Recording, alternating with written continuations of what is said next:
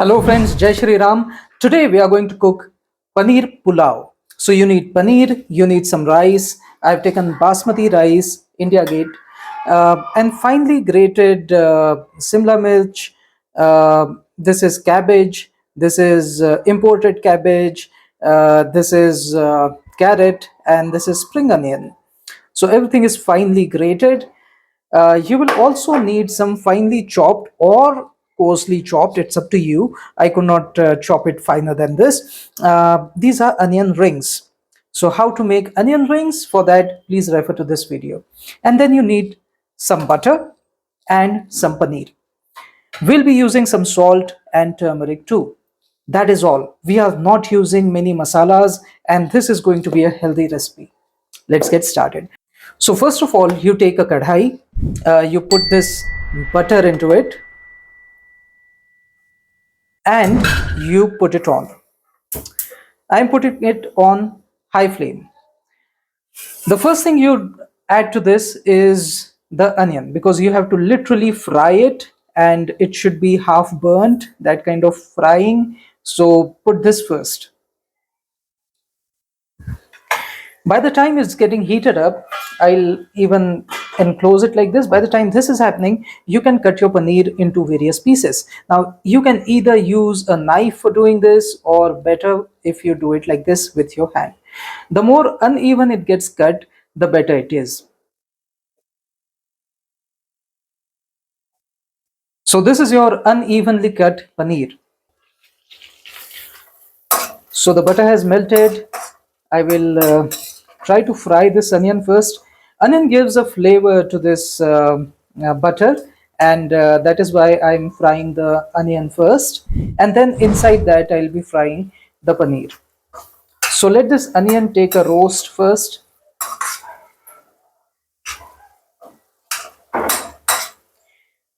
The reason I have separated all the onion rings is that it will have a bigger surface area, and that is why it will boil better, or it will fry better.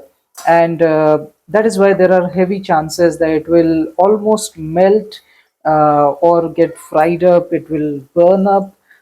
So for that, we need to have the rings separated.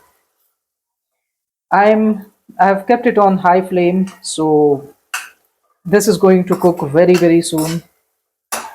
In between, I can keep trying to pierce it with this, and I can check how much it is cooked. So yes, I can pierce it. That means it is almost cooked. But now let it take that dark texture. Let it become dark. It should be half burnt.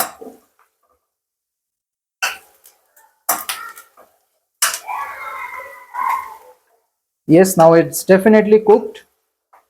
Okay, now at this stage, when I can very easily pierce it with this, at this stage I'm going to add paneer. So don't add it just like that, otherwise this ghee or butter might splash. So better it is that you add it one by one, like this. So these are your paneer pieces.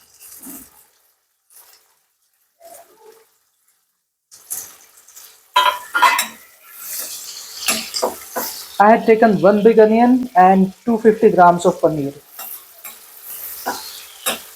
and the recipe is for one person, by the way. You can also hold it like this, so that if it splashes upon you, you can stay protected. Notice that this paneer is also getting burnt, and it is getting that yellowish tinge, and this onion is almost burnt now, right? So this is very perfect. This is exactly what we wanted.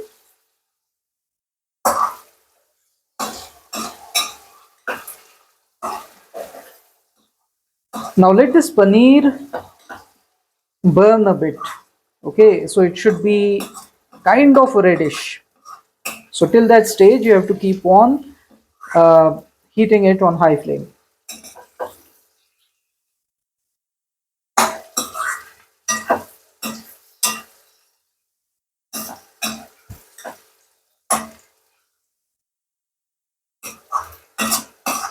The paneer might stick at the bottom, There's a technique for avoiding this. You could have burned the entire, you could have fried that entire tikki in one go without breaking it. That is a technique, but I don't mind if it sticks a bit. It's absolutely okay. But yeah, you understand this thing that stainless steel and paneer are like biggest enemies of each other. Whenever you fry paneer in a stainless steel container, it's always going to stick. I don't mind it, but I'm just letting you know. Okay, I think this is okay. This is enough. Okay. Now at this stage, what you do is you just turn this off and you keep the lid on top of it so that it keeps heating up a bit and maybe it will steam up a bit. So this is how you keep it. Now we come to stage number two. Stage number two is your rice. So I have taken one bowl of rice and I'll be using equal amounts of water in it. So I'll be using equal amounts of water. Okay. And to this, I will add some salt and turmeric. So let me put this aside.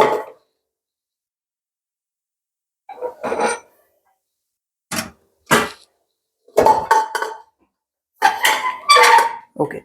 Now here I'll add almost 1 teaspoon of turmeric, 1 teaspoon, and just half a teaspoon of salt. I'm using rock salt, that is sendha namak, because it is a little better than the regular salt.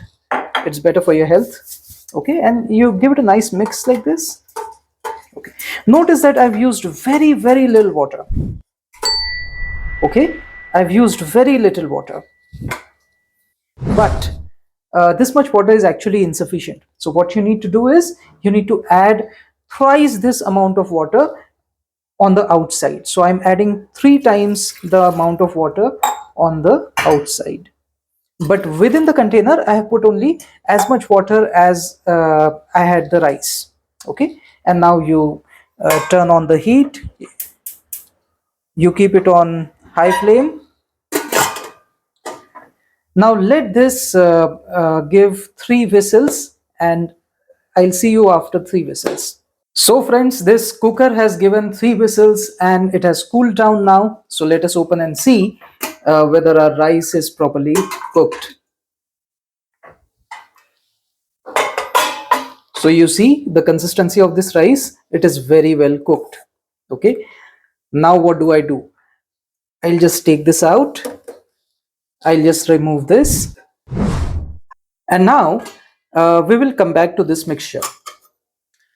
So if you see, it has a lot of ghee and paneer. Okay. Now let us reheat it. Okay, I'm reheating it, and while it is getting heated, I'll put the rest of the mixture. Like I'll put all these grated vegetable so that they also get fried nicely.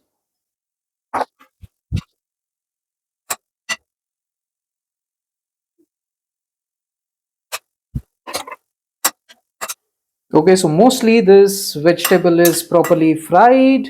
Now at this stage, I'm putting this rice inside. Okay, so the way to do it is just hold it like this and just take it out like this.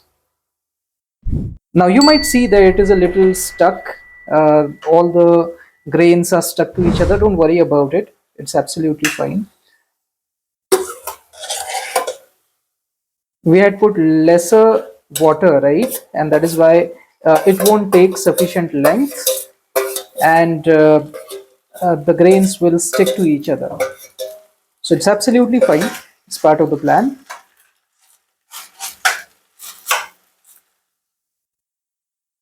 Okay. So all these grains are now getting fried up a bit. We'll mix everything nicely together, and that makes our pulao. And then finally we'll just cover it with the lid so that it steams itself, and then it will take its maximum length. Okay, I've mixed everything up nicely. Everything has a coating of that ghee over it. Okay,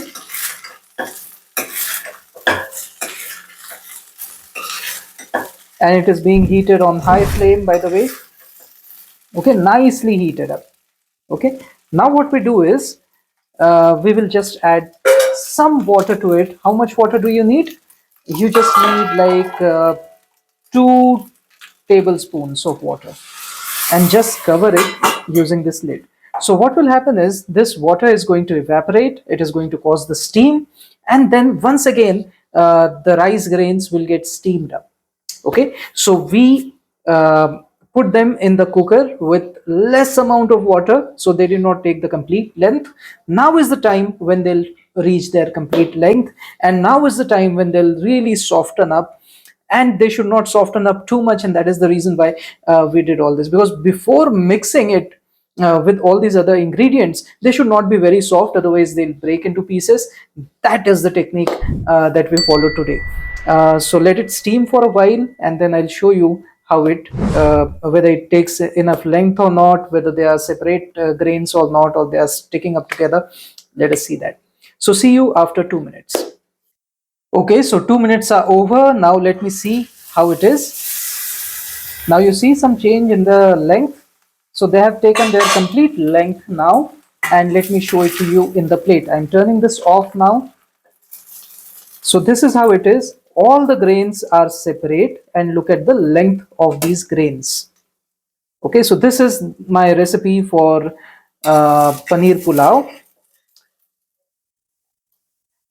Do let me know in the comment section whether you are able to make this at home, and whether you have a better way of doing it. Of course, I'm not an expert, so definitely I do assume that you must be knowing some better techniques of cooking pulao. If you know anything better than me, then please do let me know in the comment section. I love to learn from you. Until next time, Jai Shri Ram. ये है अमित शिरासाव, अमित शिरासाव, अमित शिरासाव, अमित शिरासाव.